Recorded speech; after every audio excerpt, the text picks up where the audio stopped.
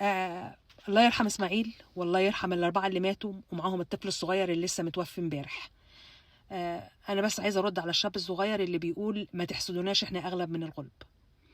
اولا انا عايزه اقول لك ان انتوا اللي بتعملوا الفعل، سواء انت او غيرك او اي حد بيعرض حياته على النت، بياكل بيشرب بيتطلق بيتجوز بيخلف، كله على النت، فما تجيش تلوم الناس على رد فعلها انت او غيرك. انا بقول الكلام ده جنرال على لاي حد.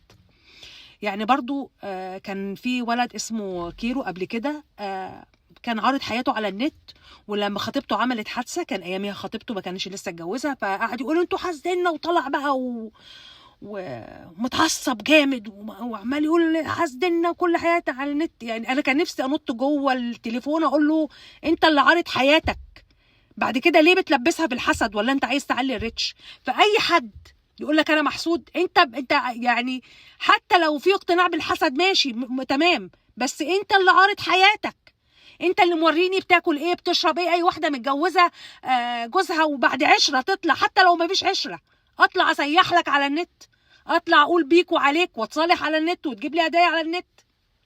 الناس عباره عن رد فعل فقط. انا رد فعل للي انت بتقوله، للي انت بتعمله، للي انت بتورهوني على الميديا، مش اكتر. وبعدين في حاجه، معلش يعني استحملوني في الكلمه دي، ابراهيم او اسماعيل الله يرحمه كان مستعجل. اسماعيل كان مستعجل. صاحب الفرح الاولاني بيقول لك ما رضيش حتى يشرب كوبايه ميه، قعد 45 دقيقه وطلع يجري علشان يلحق الفرح التاني، ومعروف ان الطريق ما فيهوش جاي، في رايح بس. فانت اعمل حساب ان في، او حتى السواق بتاعك اكيد انت برضو اللي هتستعجله عشان تلحق الفرح التاني. اعمل حساب ان في عربيه ممكن تكون جايه في وشك. يعني الاربعه اللي ماتوا دول ما كانوا جايين يعني من كشف ومعاهم طفل صغير، ما كانوش يعني ما كانوش مستعجلين، انت كنت مستعجل. فليه انا امدي لنفسي وقت؟ ادي لنفسي وقت، لو هلحق اعمل الحاجه دي اعملها، مش هلحق ما اروحهاش. ليه اطلع اجري من هنا لهنا عشان الحق ده والحق ده؟ ليه؟ ربنا بيسبب الاسباب معروفه، والله يرحمهم جميعا يا رب.